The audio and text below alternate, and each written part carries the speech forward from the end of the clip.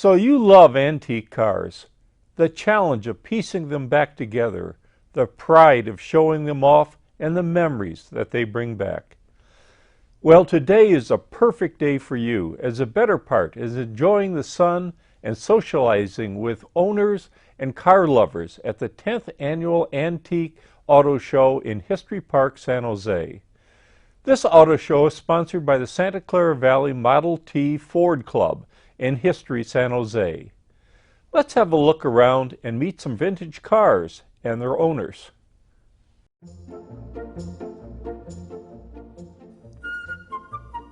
Welcome to The Better Part, a program that encompasses a diverse spectrum of topics important to our community, which we hope will both inform and entertain you. We invite you to sit back and enjoy the program.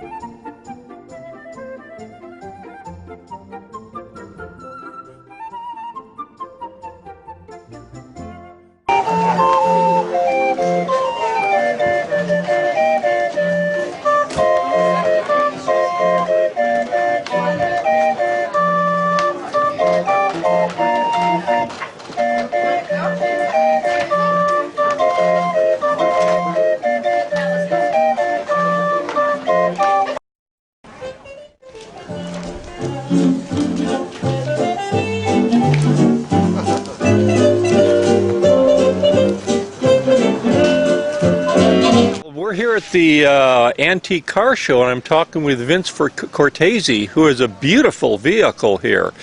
Vince, can you tell us a little bit about what this car is and a little bit of the history on it?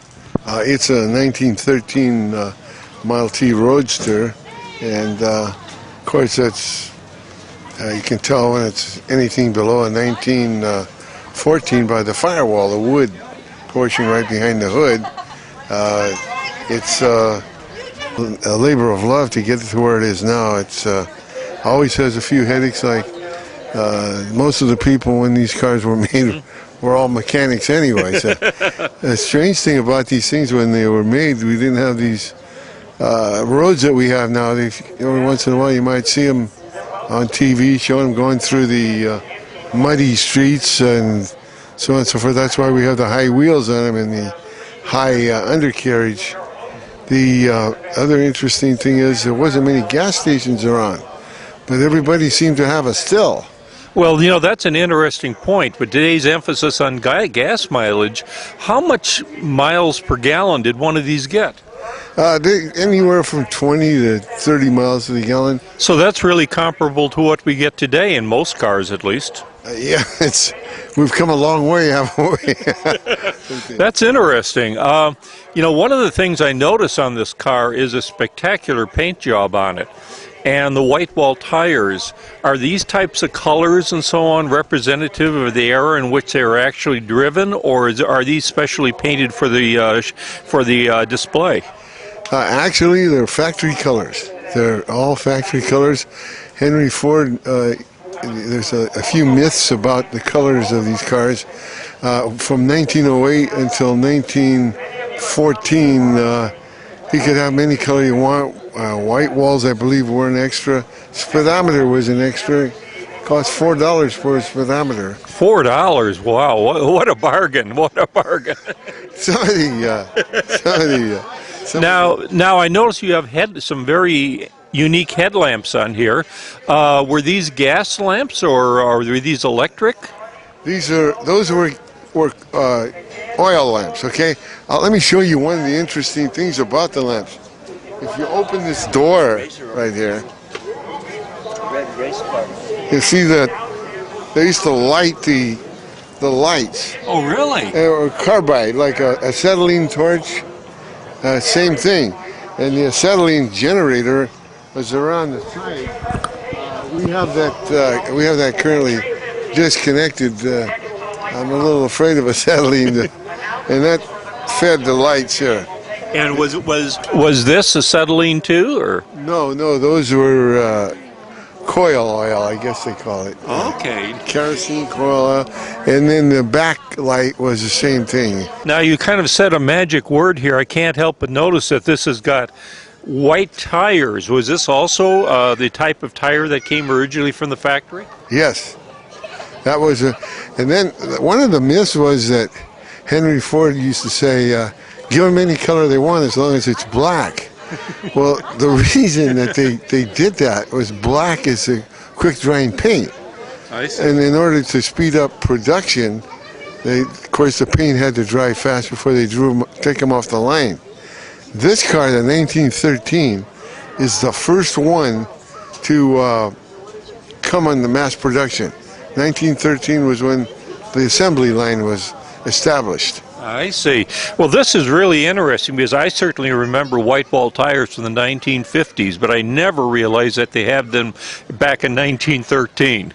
So I bet these were just as hard to keep clean then as they were in the 50s. Even more so now. The wheels on this car are all wood. A lot of wood was used on the cars. As a matter of fact, Henry Ford came to California to visit with Luther Burbank, the guy in Santa Rosa, to get wood for him to make the steering wheels. And I see. Yeah, it's quite an interesting story. Well, that's something you sure don't find in cars, or at least difficult to find in cars today, because you get wood-like materials, but you don't get the real McCoy like this is then. The decals. Oh, decals. Okay, now we find out. Now we find out. And this is beautiful. Can you get in there and sit in it? Or? Well, we can blow the horn that for you. sounds good. Well, I certainly enjoyed talking with you. It's a beautiful vehicle. I love the color red. Are there any last comments you'd like to make about it? No, we just thank the museum for letting the club come in here and display all the cars. There's other clubs. It's going to be quite a festive day here when they get. I don't think they're going to do an assembly of one of these. The San Jose Valley, Santa Clara Valley Model T Club holds the record for putting one of these together, just without an assembly line, in 18 minutes. Now, you talk about putting it together. Where do you get parts for this? One of the members of the club brings his car here, which is not restored yet, and we've brought it over by the lamp, big tower over there, and they did it over there last year. So. Aha, scavenging. I don't think they're going to do it this year. Well, it's been very nice talking with you. Okay, thank you very much. Thank you very much for your time. Thank you.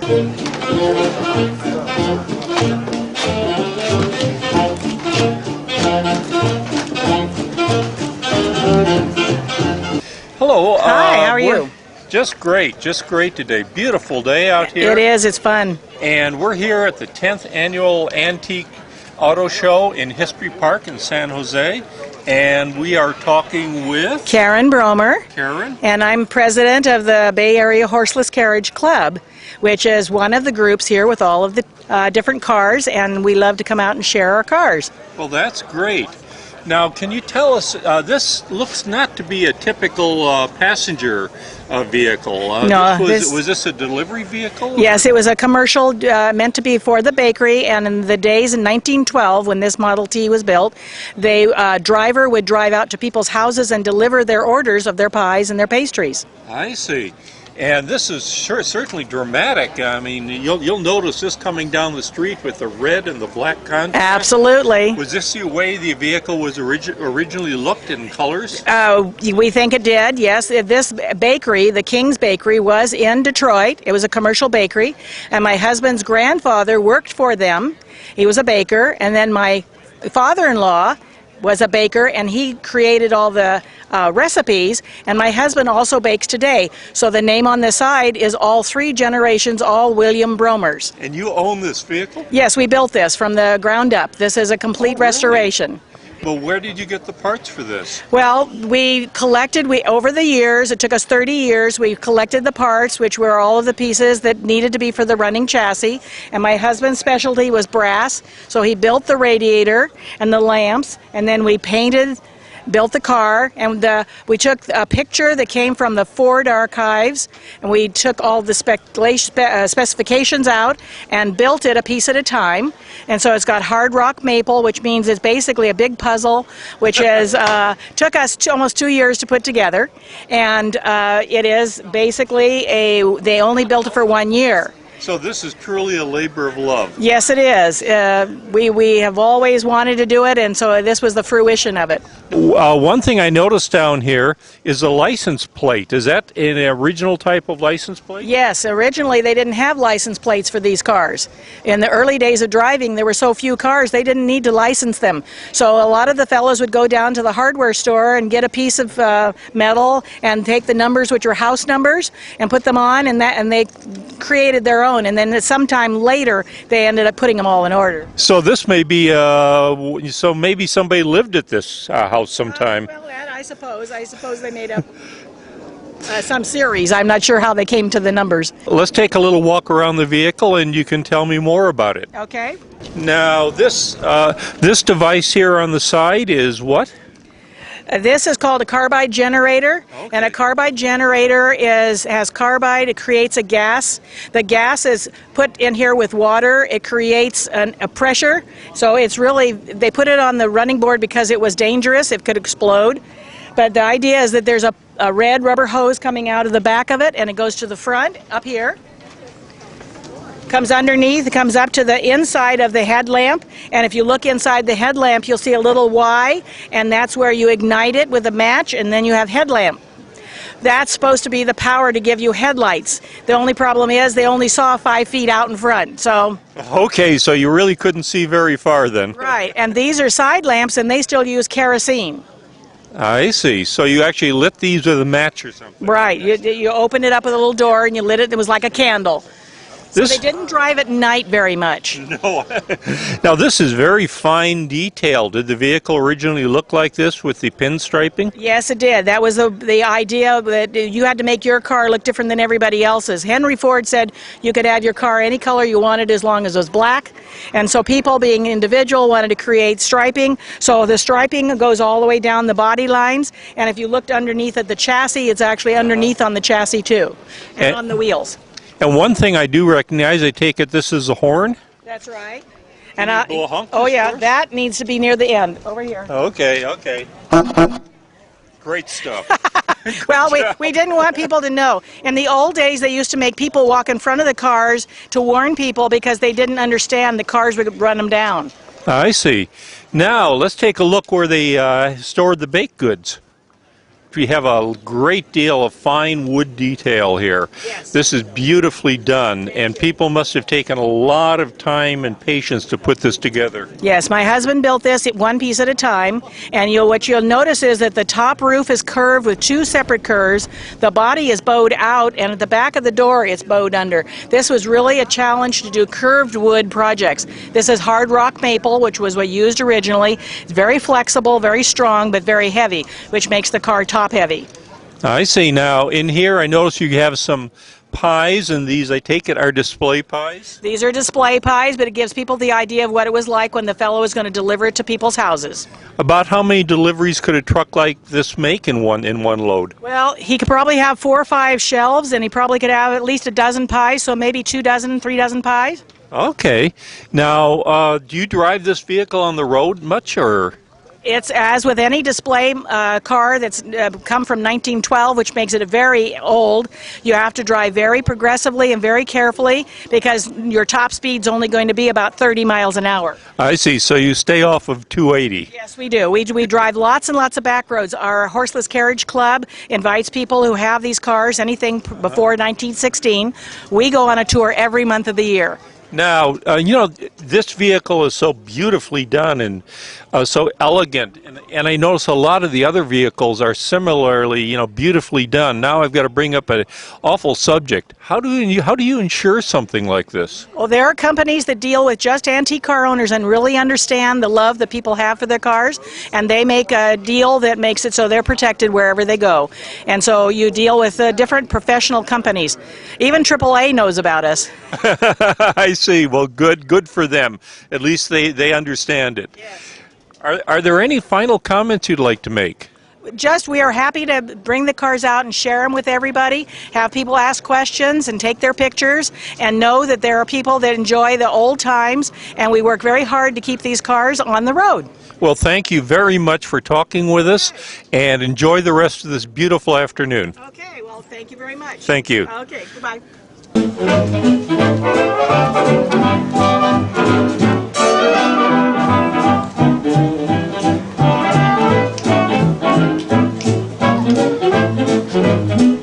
I'm here with Dan Ursick, and we're standing in front of a very beautiful car, also known as a Pierce Arrow.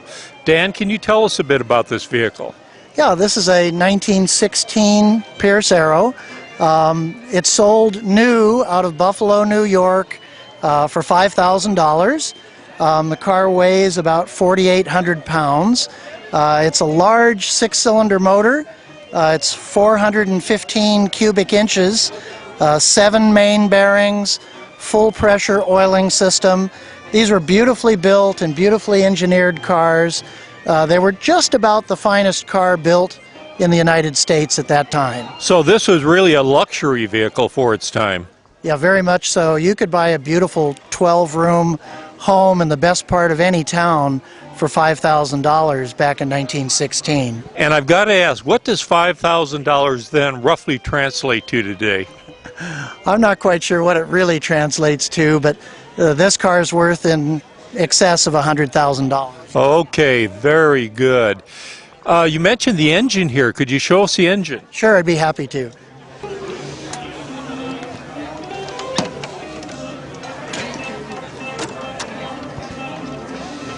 I don't know if I should hold this open or not. If I Yeah, I think you should hold it open. You're going to have a maybe. hard time seeing it, there, aren't you? But That's going to be kind of dark. If I hold it, Yeah, that's good. that's better, isn't it? So can you tell us one more time a brief description of this engine? Sure. It's a six-cylinder motor. It's 415 cubic inches. It's what we call a T-head configuration. The combustion chamber has exhaust valves on one side of the cylinders and intake valves on the other side of the cylinders. It has dual ignition. You see there's 12 spark plugs for 6 cylinders, so 2 spark plugs per cylinder. And the reason for that is it's such a large combustion chamber, it takes a lot of spark to light up the raw fuel. It's an engine that's cast in pairs, which means you've got 2 cylinders cast in one block, 2 cylinders cast in another separate block, 2 cylinders cast in another separate block, and they're all mounted on a common aluminum crankcase operated on a 7 main bearing crankshaft, which is full pressure oiling, full pressure through the crank to the main bearings, from the main bearings to the rod bearings, from the rod bearings up the rods to the wrist pins. That's a very sophisticated oiling system, which is part of the reason why these cars are so valuable and collectible today, because we can drive these cars at freeway speeds and they actually hold up real well. You know, one thing that's very noticeable under here, too, is all the gold plating on the horn and some other parts of the engine. Well, that's actually brass. They never used gold, but they used a lot of brass and bronze. The carburetor is bronze, the horn is brass, and you'd probably like to hear that horn.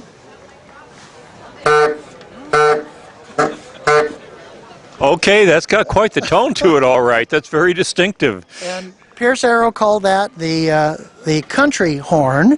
There's also a city horn, which is much noisier, and you'll be familiar with this sound. That's a good old Ooga horn. Well, can you do that one more I time? can do it one more time. That's wonderful. That's great. You know, my dad used to sell cars, used cars and new cars in the Chicago area for years. And he used to talk about in the 1930s how we'd see the gangsters driving around the streets of Chicago in Pierce Arrows. Sure. So this was really a luxurious vehicle that commanded a lot of status at the time. It really did. This was the official car to the White House from about 1908 until the late 30s. All the White House cars were Pierce Arrow cars. Of course, part of the reason for that was Pierce Arrow supplied those cars for free to the White House. Now, was there originally a Pierce Arrow manufacturer, or was this made by a different manufacturer? Or? Well, these cars were built by the George N. Pierce Company in Buffalo, New York, and they started out building ice boxes, bird cages, bicycles. And in 1900, they decided they wanted to get into the automobile market, started experimenting with cars. And So they went from bird cages to the luxury car manufacturing. Great stuff. Could we have a look inside, please? Okay, go ahead. Well, this is just beautiful in here, the way these seats glisten. One thing I can't help but notice in here is the legroom. Look at that back seat. That's more legroom than we get in any car today. there is a lot of leg room, and this car is called a 7-passenger touring car. You can sit 3 people in the back seat, 2 in the front seat. There's an aisleway between the front seats, so if your passenger in the front wants to move to the back, he can just walk through. And then you say, well, that accounts for 5 passengers. Where do the other 2 sit? Well, the other 2 sit in what they called occasional seats. Sometimes we call them jump seats. Oops, excuse me. And there's another one on the other side, and that holds the other 2 people, and that gives you a total of 7. Okay. Now this car, do you have any feeling at all what kind of gas mileage this car used to get? Well, I know exactly what it does get. It gets 10 miles to a gallon of gas. Oh boy, environmentally incorrect today. That's right. Now, this here is a gear shift, I take it. I notice there's two knobs on it. No, actually, this is your spark control. This is your throttle control. Of course, your horn here. Your emergency brake lever here. Your shift lever here. The accelerator pedal is between the clutch and the brake pedal. And the clutch and the brake work just like any other modern car. It's a 4-speed transmission and a leather-faced cone clutch. Shifts very heavily and kind of like a truck. So now, Pierce Arrow, of course, that's, I think the brand name has been long gone. When did they stop making these cars? Well, 1936 is kind of the end of the new Pierce Arrow, but they kept assembling Pierces for another year and a half. So there are some 1938 Pierces. I see. And I take it this is a convertible, the roof would come down? It's called a touring car, which is an antique version of a convertible. Yeah. Very impressive. Now, do you own this vehicle? I do. I do own it. Okay, and how did you acquire it? I got this car from another collector in Stockton, a fella that actually loved this car very much, but he had some other needs for the money and decided he needed to sell the car, so I was lucky enough to get to be able to buy it. You're truly lucky. This is a real taste of luxury out of the past. Any last comments you'd like to make about the vehicle? Well, they weren't the most expensive American car, but they were very expensive, and I think they were the best engineered and best built car of their era. So they were of the very best. Well, thank you very much for talking about your vehicle, and this is truly impressive, and thank you for your time. Thank you. Thanks very much. That was fun.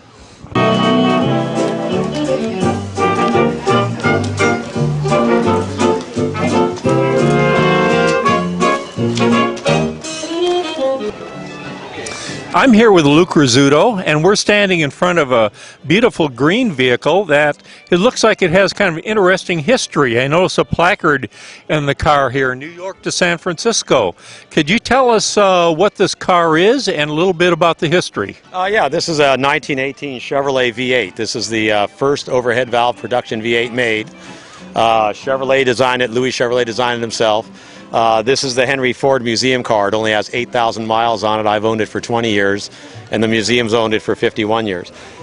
This car is very advanced for its stage. It's an overhead valve V8. It's got the crankshaft in it is a forged steel counterbalance crank, and it's got the first side-by-side rods for a V engine. Very advanced, 20 years ahead of its time. Twin universal joint drive shaft and a traction bar. This car, I was invited on the Great Race because it's a milestone in automotive history, and the Great Race went bankrupt in September 2008, so I set up the longest auto race centennial myself. We left Times Square on October 18th and took the exact route from New York to San Francisco that George Schuster drove in 1908. So we saw all the ghost town sites, railroad right-of-ways, ranches. We took 500 miles of dirt roads. It was just a great historical adventure. Now, what states did you go through? Did you go through the Southwest or through the heart of the Rocky Mountains or up north? We left Times Square, went north up to Buffalo, and then came across through Ohio, Nebraska, Indiana, Wyoming, a portion of Colorado, Utah, Nevada, and California. So you drove this on the interstate then? No, we stayed off the interstates. We plotted our course very carefully and took the exact route of the Great Race. So we kind of paralleled the Lincoln Highway, but it was on and off. But we hit all the small towns. We didn't hit any interstate at all. Okay, now when you talk about the Great Race, what kind of speeds did you drive at? Well, we had to drive at about 40 miles an hour because I had a 3-week schedule that we had to keep with. I wish we would have done 4 weeks and slowed down. The original Great Race, though, took 47 days to go from New York to San Francisco in 1908, but there was no roads then. I see. Are there some distinctive features on this vehicle that you'd like to talk about? Well, this car is all original. It's never been painted. I've only put a new top on it and recovered a couple seats, but it's all original down to the paint job on this car. And I acquired it in 1989, and I've been driving it ever since. Well, thank you very much for talking with us. I appreciate your time. I appreciate it. My pleasure. Thank you.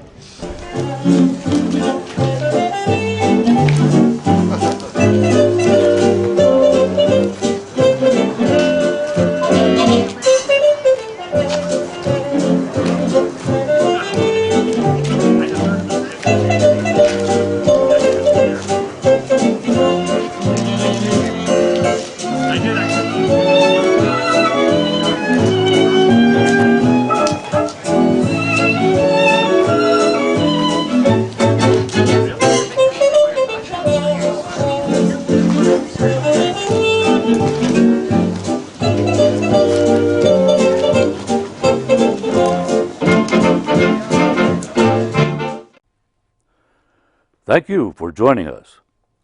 We hope that you have found today's program both informative and interesting. If you would like to suggest a topic or a guest for the better part, you can always reach us at the Cupertino Senior Center.